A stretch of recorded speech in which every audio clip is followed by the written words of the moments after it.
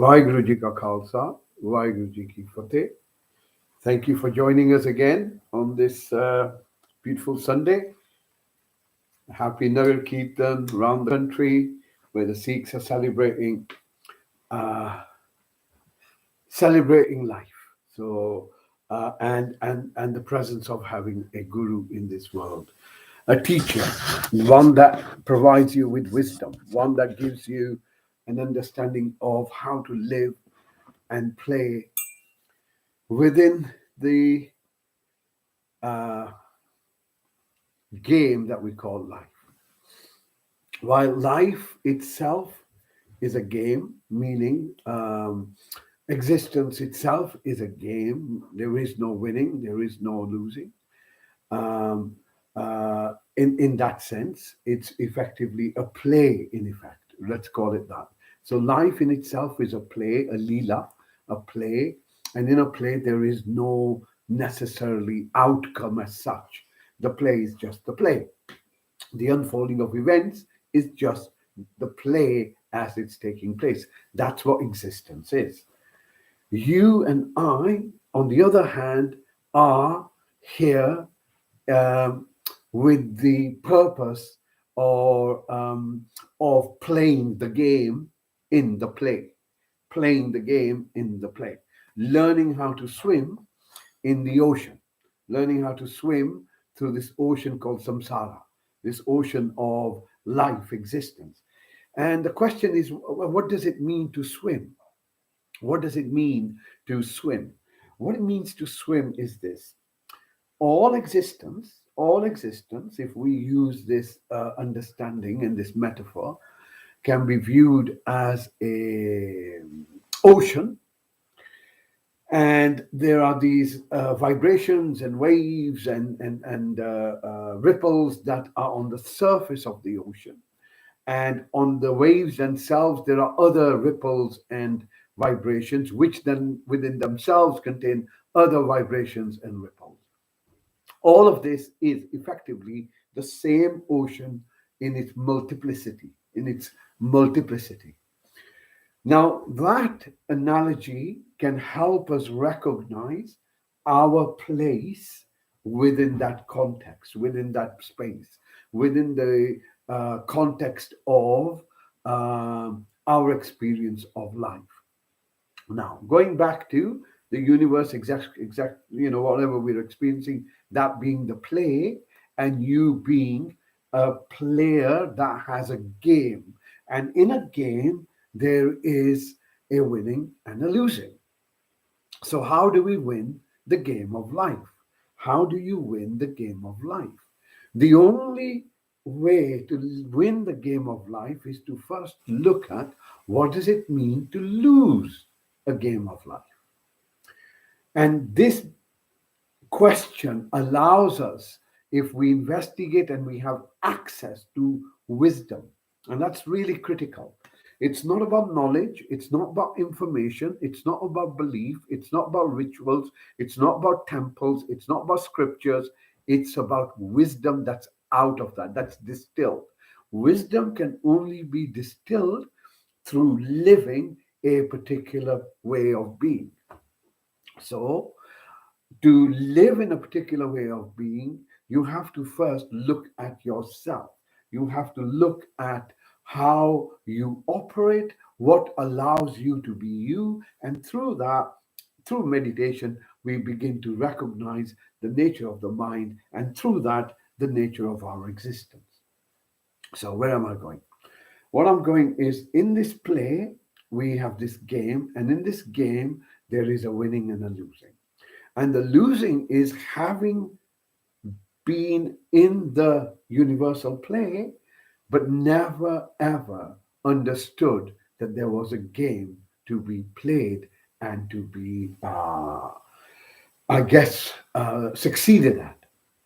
And the game is, what does it mean to be you, and what does it mean to be alive, and what is the purpose of you being here?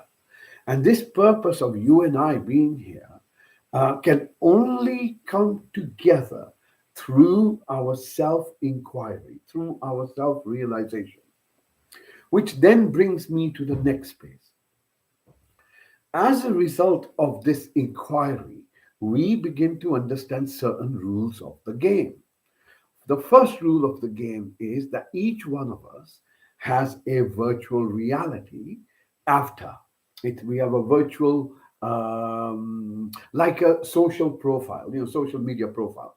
But this is our life profile. And in our life profile, we affectionately call it our personality. We call it who I am. We identify this personality with certain traits.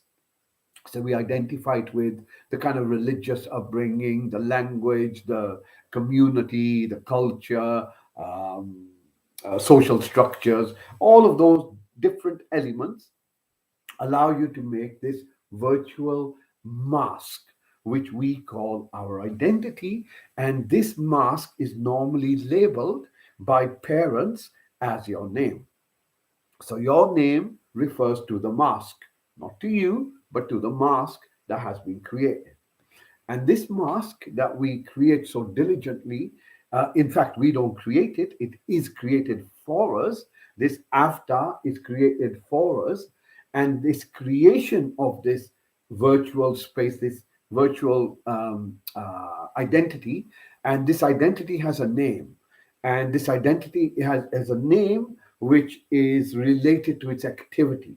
So the name of this identity within the Western worldview is something that they call ego, which doesn't quite explain it, because in that term ego, we the perception is that it's a fixed structure. Yeah, the name given to it within the wisdom tradition of Gurmat is Ho Man. This constant self-referencing, Ho me, I am. Constant self-referencing, constantly bringing the whole thing back to you again and again and again and again. And through this process, we identify with certain things. So if I keep identifying myself as a victim, for argument's sake, oh God, because of my ethnicity, I don't fit in, and therefore I am subject to discrimination. If I begin to work with that over and over and over again, then the effect of that is my identity takes the identity of a victim. Yeah, does that make sense? So what we think, this content is basically our virtual identity, and this virtual identity is something that we live with. No one tells us that this is firstly your false sense of self. So that's the first rule of the game, to realize that the identity that we have been given, our egoic sense of self, our home, through which then our attachments become our something called hankar, that this virtual reality is in fact the false sense of self, and no one brings us to any comprehension of that. And because the rules of the game have been changed deliberately in most of the cases, and the changes are the different levels of the ones who've changed.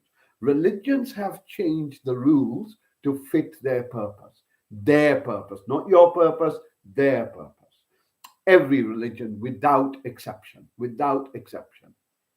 So the next thing is the systems that we're in have changed the rules as well. So, for example, let me give you something simple. Um, Processed foods are more because of convenience, because you're saving time. What are you saving time for? Is it that you've saved so much time that you've now got so much extra time that you can spend with people that you care for, or things that you love doing? No. So this lie of saving time for convenience has been sold to each and every one, and instead of wholesome food that allows you to naturally evolve and naturally progress in terms of your consciousness and yourself, replaced with basically nutritional free chemicals. Um, so now we are starting to see that the rules of the games are starting to shift very quickly.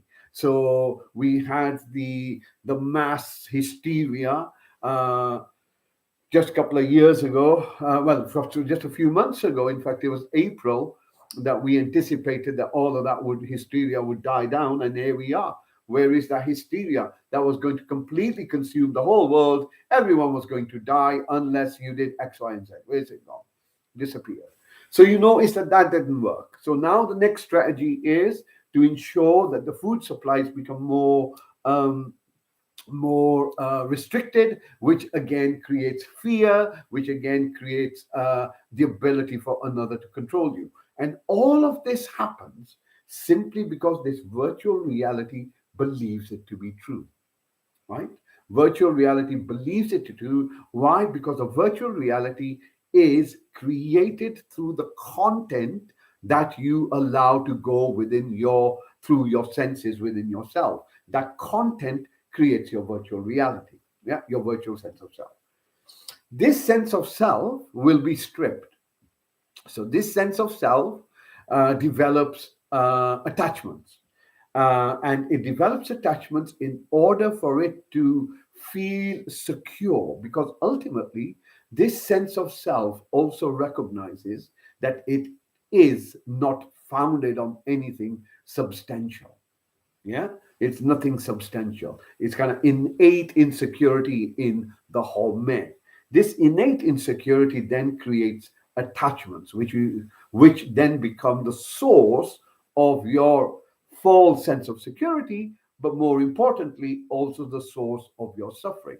Whatever you're attached to will bring you suffering, no matter what it is. It could be religion, it could be parents, it could be loved ones, makes no difference. Whatever you're attached to will bring you pain and suffering. That's just the nature of attachment.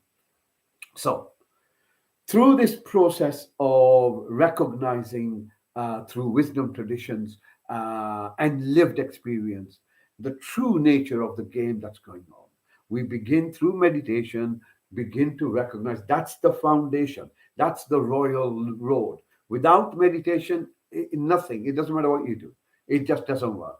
Meditation has to go through you, into you. Meditation allows you through the breath to go within yourself, see the content of your mind, and in recognizing the content of your mind and all that's going on within you, you by default go into the space of the observer. That's your nature of reality. That's what my nature of reality. That is what the basic, foundational, primary cause of existence is. It's consciousness. It's simply awareness beyond thoughts, beyond sensations, beyond feelings, all of that. Now, of course, this isn't to everyone's taste, and people who want to go into heaven and live in a, a paradise wish to take the body with them, so they won't see necessarily consciousness as their reality, and that's understandable. Okay, so the game of life in this case is one, to recognize that you are not your virtual reality. That's number one. Two, once you understand it, then is to experience it through your meditative practice. Through your meditative practice, you will then arrive at a place which will begin to redefine you through your experience. That redefinition through your experience is about silence, it's about stillness, it's about presence, it's about timelessness. These qualities, which are found in the Mool Mantra, are experiential. They experience. So we will go through it and you will experience these qualities within yourself, which then allows you to redefine yourself as that which doesn't change because it's consistently the same. Therefore, it doesn't change. Sat. Because it doesn't change, it allows you to ground yourself in your permanence. In that, the duality of life and death disappears. The duality of life and death disappears. Why does it disappear? Because change is only that which is not the observer. Everything else changes. All that is being observed changes. The observer itself, the observation experience itself, The observer, the mirror that reflects reality or existence out there, Maya, duality, whatever you want to call it, itself doesn't change. But the reflection is constantly changing. In order to know change, you must be still, general relativity, just basic stuff that Einstein spoke about, which is depends on where you are in order to measure the speed and the direction, etc., of the other. So if you're still, then you begin to see that which is changing. And that which is changing begins with you yourself. This allows you to redefine yourself. This allows you to win the game of life. Why does it mean win the game of life? Because you go beyond life and beyond death. And this isn't something theoretical. This is something that has been in existence in every single wisdom tradition from the start. Many rivers run to the same ocean. Doesn't mean that one river, because it's different from the other, does not lead to the same place. It just happens to be there are those which have gone beyond the metaphors and gone directly into observing the sense of self, mind, ego, etc., etc. And of those, Gurmat and Buddhism are probably, with Sufis, are probably at the forefront of this in terms of just simple explanation of sense of self and direction on how to get there. Okay, so the redefinition of yourself or the definition of yourself will determine a number of things. The first thing it'll determine is how you engage with life. The second thing it'll determine is what you get out of life. The third thing it'll determine is the output at the end of your life. Yeah. So the ultimate prize is to ensure that the end of this game that we are involved in ends with something that we perceive as death, final endlessness, all that kind of stuff.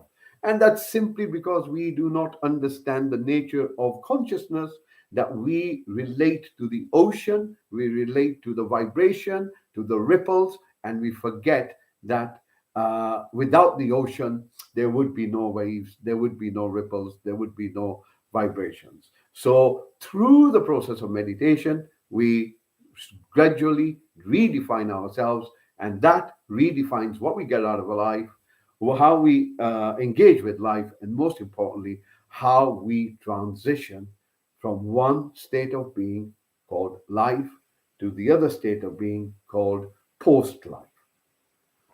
So, let's begin with our meditation and see if we can go to this consistency. Okay. So, your intention is simply to be present. Okay. Not to try and get anywhere, to be present. And in being present, it's about letting go of expectations, letting go of desires in particular. Close your eyes. Make sure your neck is loose. Make sure your shoulders are pulled back. And if you pull your neck in, chin in slightly, you will notice the neck, head, and spine aligns itself.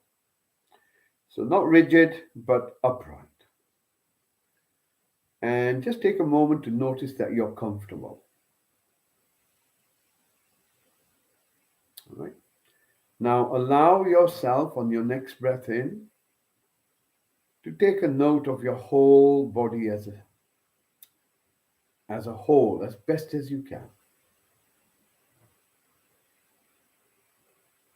And as you become aware of this body, you will begin to recognize that the body operates by itself. The blood flows by itself. The heart beats by itself. The breath flows by itself.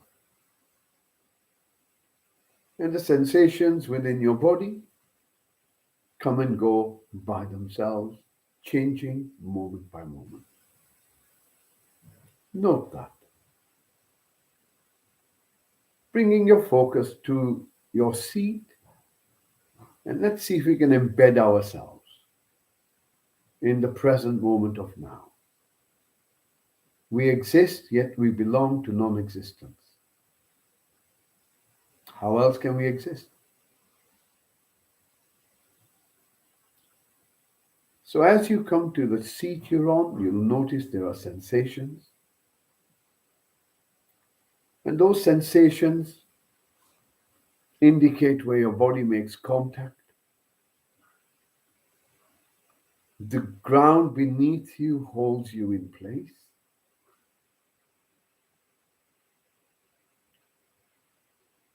The environment you're in, the air that you're surrounded with, keeps you warm or cool. The breath that you're drawing right now can only be drawn from where you are.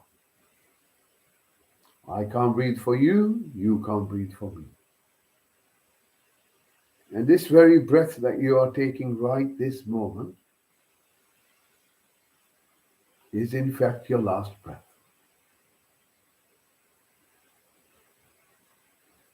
In fact, every single breath is our last breath.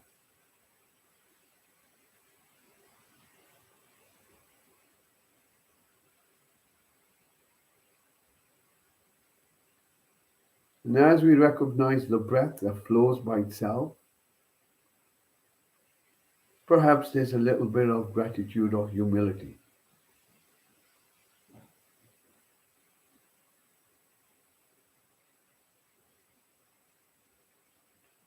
Your next breath in, once again coming to those sensations where your body makes contact with your seat. As you breathe in, bring your focus up to your hips.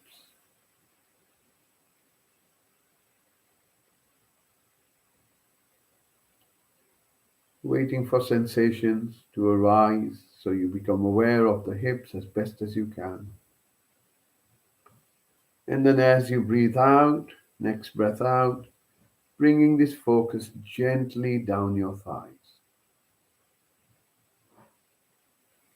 And as you do so, notice any sensations that are dominant, but simply scanning. As you get to your knees,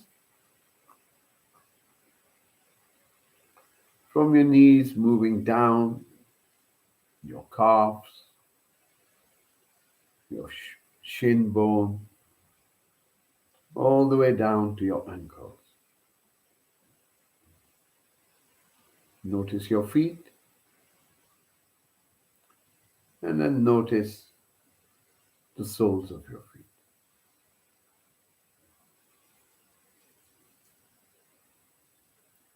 Notice once we begin to scan the body, how the mind begins to still itself slowly. From your seat, once again, notice the sensations, and as you breathe in, bring this focus up. So you notice the back, the lower back, moving up towards the middle back, moving up towards the shoulder blades. Scan your shoulder blades as best as you can. Notice the shoulders.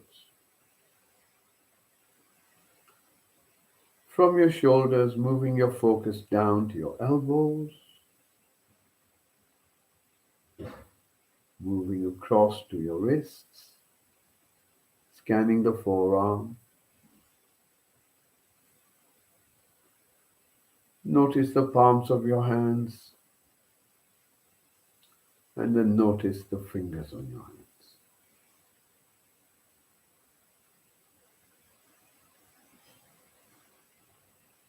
Next breath in, coming to your eyes. Begin to notice the darkness, or however you perceive what is visible to you with your eyes closed. Notice that you have awareness. You have awareness of darkness.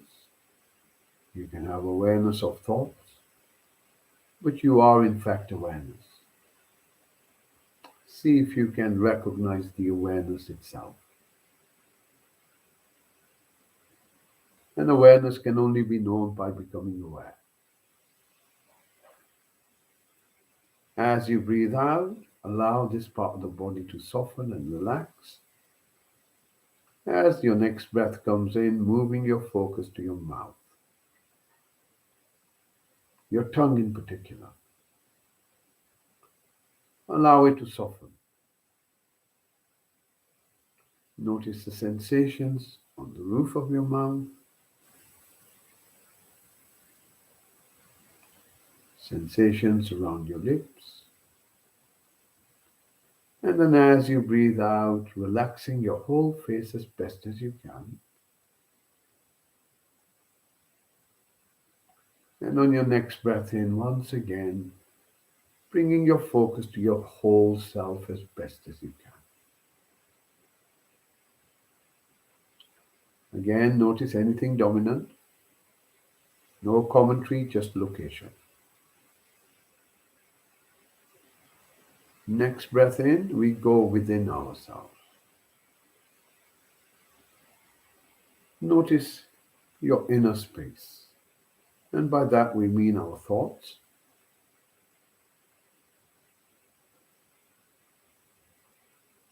And thoughts come in many shapes and sizes.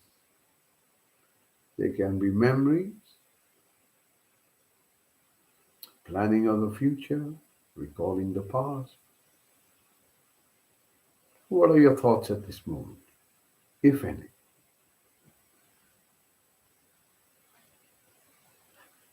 And then bringing your focus to your chest. Notice the movement of your chest. Hold your awareness on the surface of your chest. Notice the movement of the chest in rhythm with the breath.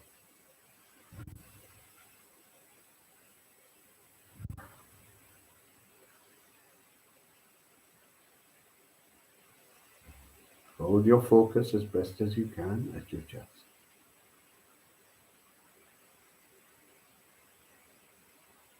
Notice there are subtle sensations accompanying the movement of your chest. See if you can notice them.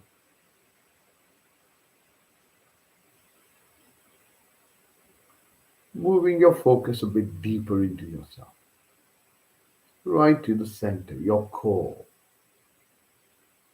your inner space, your hirda. And as you hold your awareness there,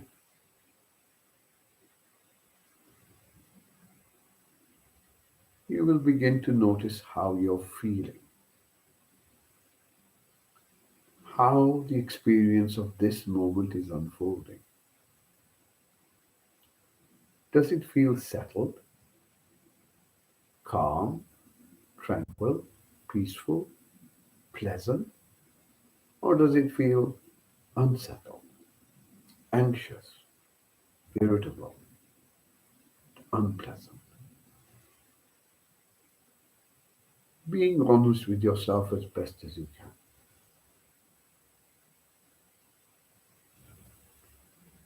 On your next breath out, begin to listen to the sounds around you, allowing the sounds to come to you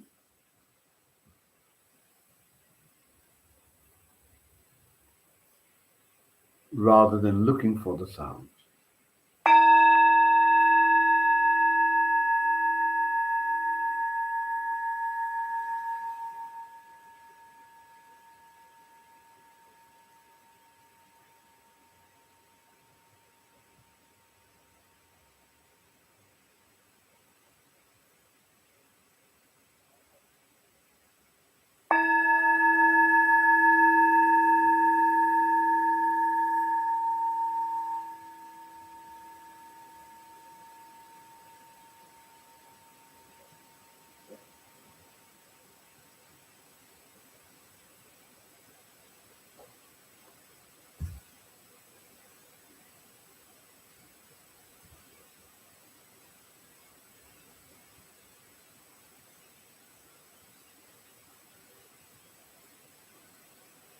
Gently bring your focus beneath your nose. Sit with your breath.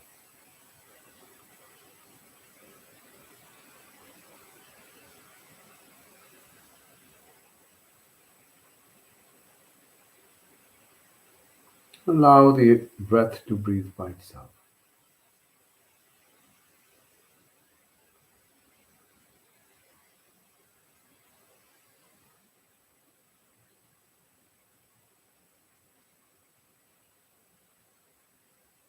Stay with your breath. If you find you've been distracted by some thinking or my voice, notice the distraction, come back to your breath. Watching the in-breath moving in, watching the out-breath moving out.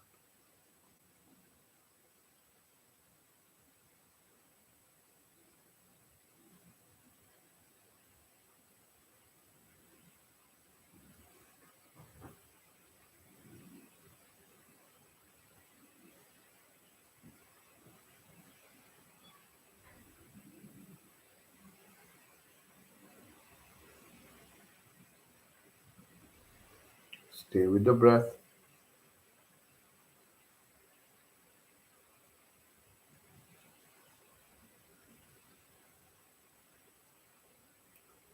And if you begin to follow your out-breath all the way till the end, trying to see if you can notice the gap at the end of your out-breath before the in-breath begins.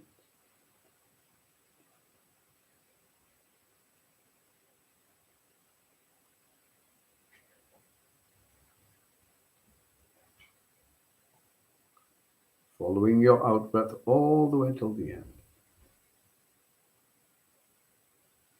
Notice the gap before the in-breath begins.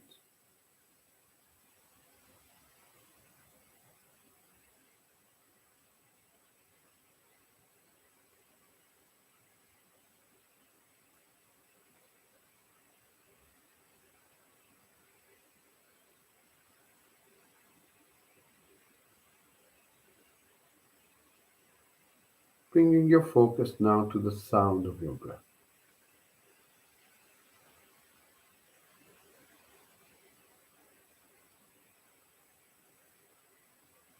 Listening to the in-breath as it comes in, listening to the out-breath as it goes out.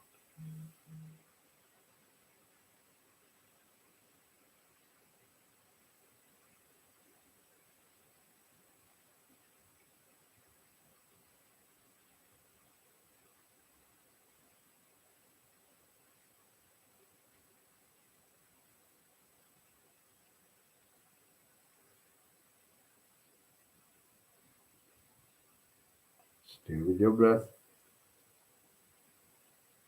listening to the in-breath, listening to the out-breath, as best as you can.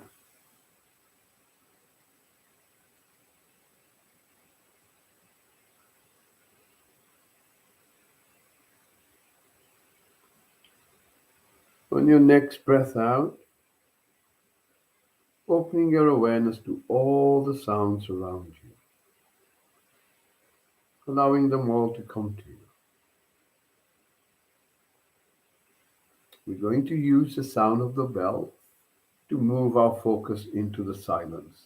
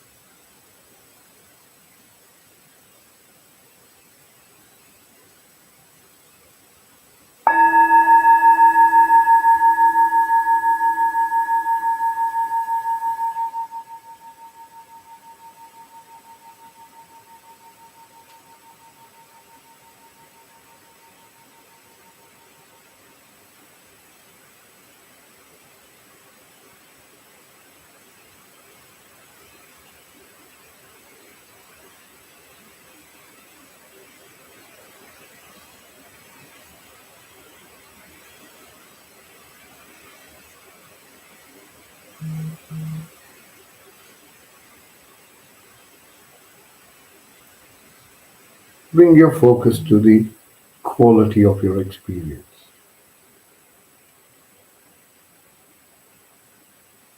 Notice there's only you having the experience you're having. In other words, there's only a singularity.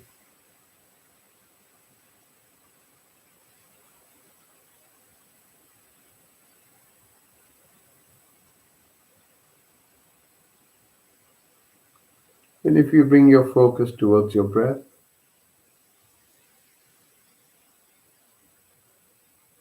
notice that it moves, it comes in, it goes out. Follows a cycle, follows a rhythm. The same with every single cell around you. The same with all that's existing around you. Every leaf, every blade of grass, every star, every galaxy, every insect, earthworm, tree, start, middle, end, represented by your breath.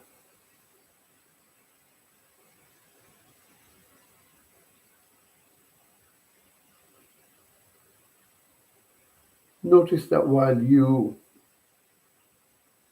are still, everything else is moving. The breath is moving. Every single cell in your body is moving.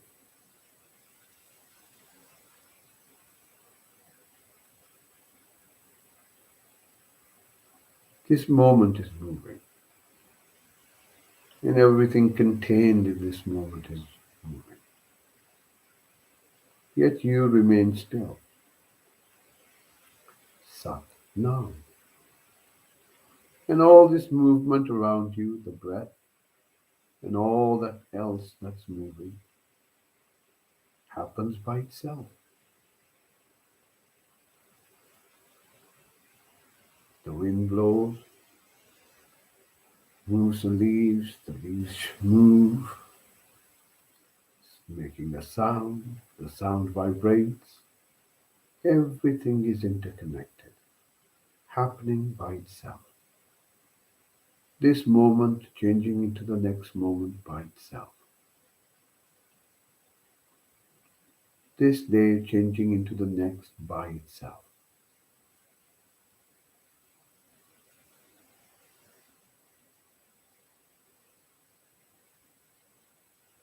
Bring your focus to your body as a whole.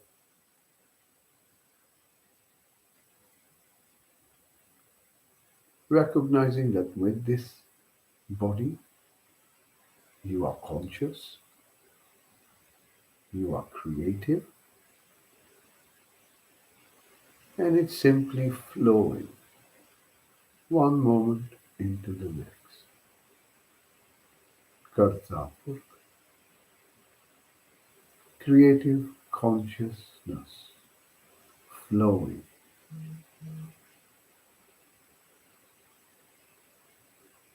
And now bringing your focus to your heart, your inner space.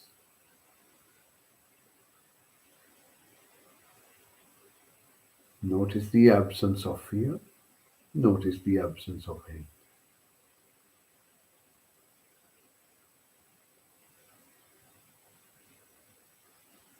Notice the timelessness of this moment. In your experience right now, does time exist? Does age exist? Does even gender exist? As you look with it,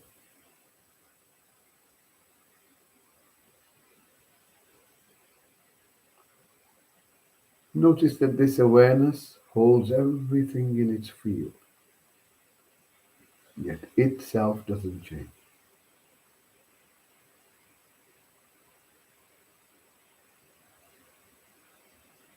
And this moment doesn't take a birth. No one gives birth to the moment of now. The moment of now creates itself,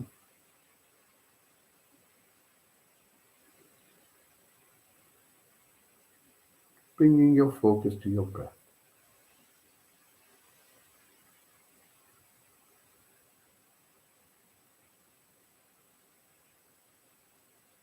knowing that this breath is the last breath you are having at this moment.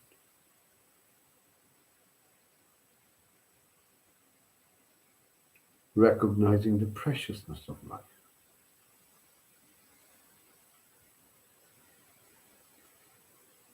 Recognizing the gift of life.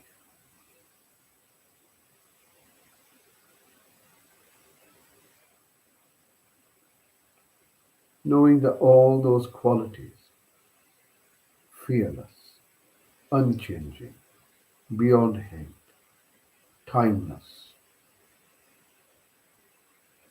eternally now, is you. This is what you and I are. Timeless consciousness, Akal Purakh.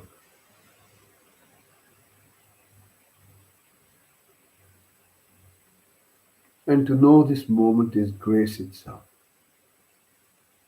To be present in peace. Notice the presence of contentment.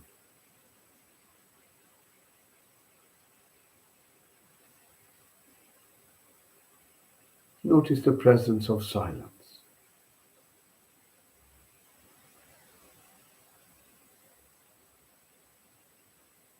Notice the presence of stillness. Yet everything is moving.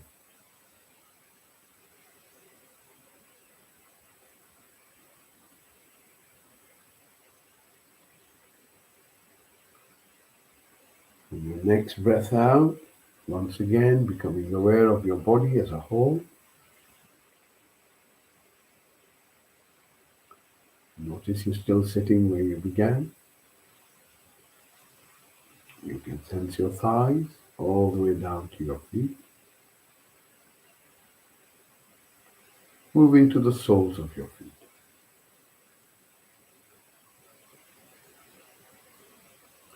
Notice the back is straight, the body is still, shoulders, arms, hands are relaxed. Your eyes are still closed and your mouth is still closed, but your face is relaxed. Coming back to your breath.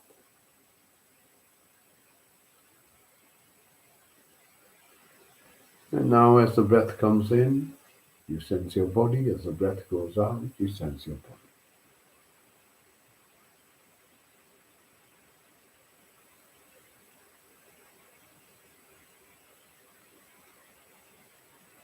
When you hear the next bell, use this bell to draw a few deep breaths in, and in your own good time, open your eyes.